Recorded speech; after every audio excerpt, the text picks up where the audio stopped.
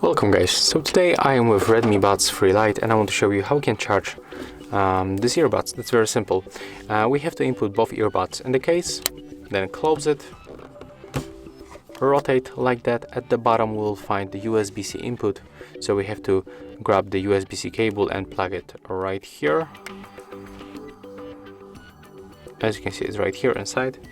And right now this brick we have to plug to the electricity.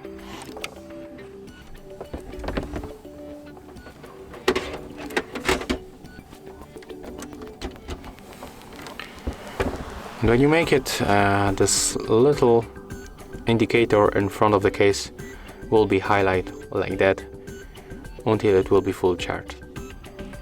So that's how we can make it.